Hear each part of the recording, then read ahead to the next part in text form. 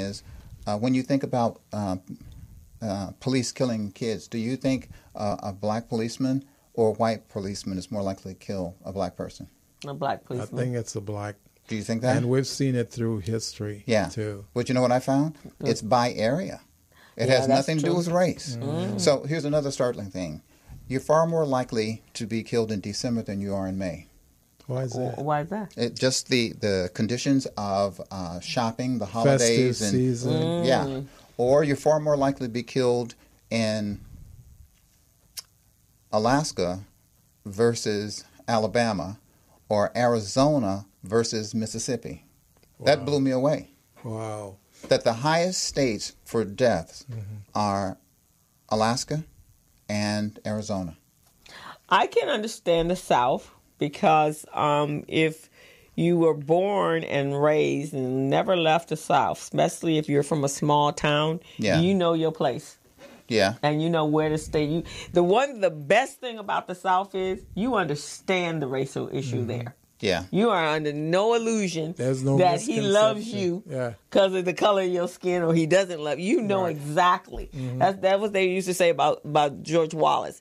At least we know he's a racist. So now we know how to conduct ourselves. That's really reaching for a compliment, though. But it is. But it's true, right? That's true. So in southern places, especially small towns, unfortunately, the blacks have been conditioned to know where they're supposed to be and their place and not to rise up. And I've seen it even in my family, and we're some pretty educated, outspoken individuals. My mom left the South because she said she felt she would have been dead before she made 25. Oh, so right? she left when she was because my mouth didn't come by nature; it came from her. And my cousins who stayed in the South, I remember when we went to visit, they were hey boy, how you doing? And I was a kid. I was like, and I wasn't even 12. I went.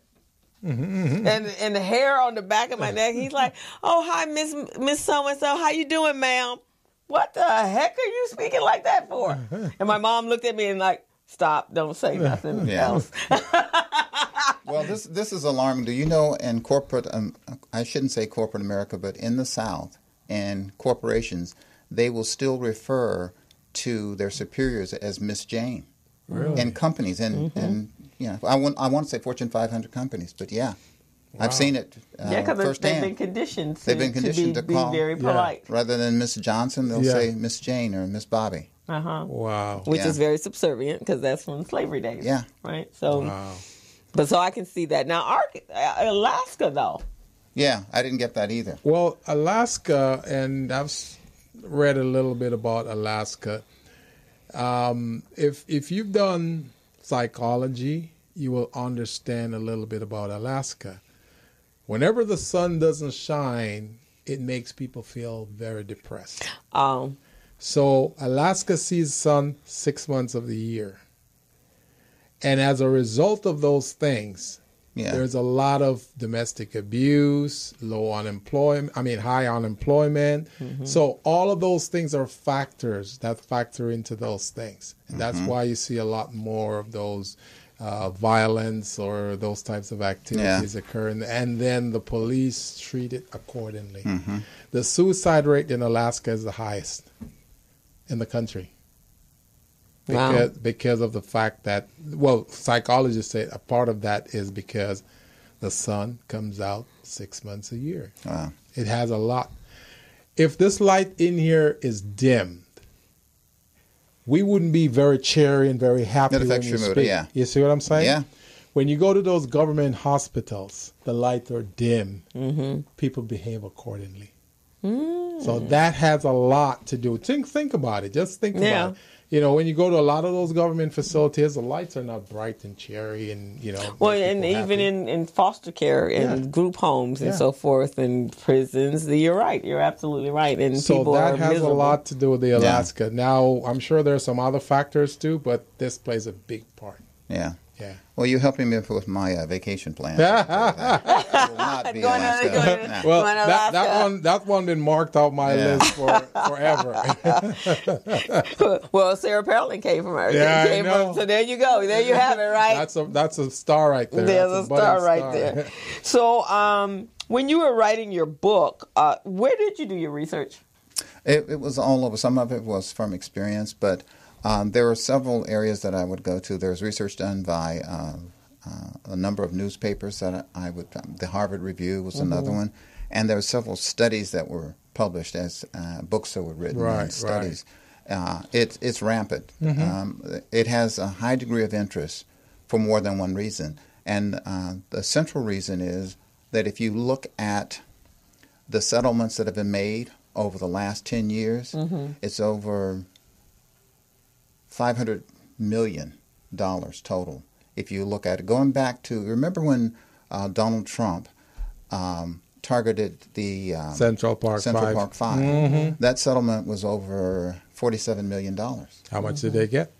Yeah, I don't know about that. The thing. They were speaking this week as well, because he made a comment, and I don't know if you've seen it on YouTube or you saw it on YouTube, about the due process that he was talking about. Yeah. So the young man, one of the young men, the darker skinned one, oh my God, was he articulate. He was very articulate. Very upset, and he was saying, I was really insulted by that. But he said, if you wanted to do something for me, then when we came out of jail, I had no place to live. Yeah. And so why don't you just give me a place in your place if you were really that concerned about what you have done? Yeah. He says, so it's very hypocritical. Isn't it amazing, him talking about due process? Right, exactly. Yeah. And that's why he was saying it, because nothing he's done is due process, right? So now he's talking due process because Mueller is like about to hang him. Now due process is important. But on that same note, and this was one of the statistics that I read, was that police spend 7 times many more hours training to shoot versus to de-escalate. And, you know, earlier, it was last year or sometime, or I don't know if it was after the Ferguson killing or Philando or whichever, it's been so many of them, but they were saying that in target practice that, and I think this was on YouTube and Facebook, where they actually had a black face as the bullseye. Yeah, I've heard that. And that's what they're practicing to shoot. Yeah. So that's when their accuracy rate goes up. Yeah. Well, I'll tell you this. Speaking of the training issue, you have any idea what state does the most training to de-escalate? Utah. Really? And they have the lowest number of fatalities. Wow. That's interesting. Yeah, you would think that more would follow that pattern because of the money we were talking about. If you look at the settlements, they keep going up. Yeah. But interestingly, they don't. Wow. So I thought that was really interesting. And in your research, and that's a good point, because I've said that seems to me that training would be better equipped than spending. Do they have an unlimited fund of money that just pours in to pay out these settlements? No, we're actually paying for that. Yeah. The citizens are paying for those settlements, and I think it'll reach a point where it's going to get the attention. It's like everything else; it follows money. When people get tired of spending $10 million and $20 million to settle this, then they're going to enforce the training laws. So I just think that it's on the way. But the reason that I wanted to write the book is that I feel like we can't wait on legislation. No. We have to go back to the way that we were. And our parents' day, they knew that getting out of line would cause you to be hung or shot, and no one cared, and no one had a film clip of it, and no one could prove anything. And they had a fear that caused them to bring everyone together and say, hey, this is what we're going to do when this happens.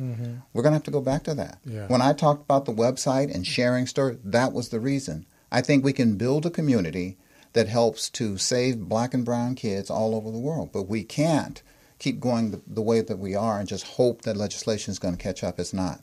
When you conduct workshops, how is the group comprised of? Is it African American, Latinos? Is there Asians? Is there Caucasians? It follows the exact routine. I mean, it's the exact footprint. Largely African American, to a lesser degree Latino, and very few Asians. I'll tell you this: the first workshop I did was in Memphis, Tennessee, working with the Urban League.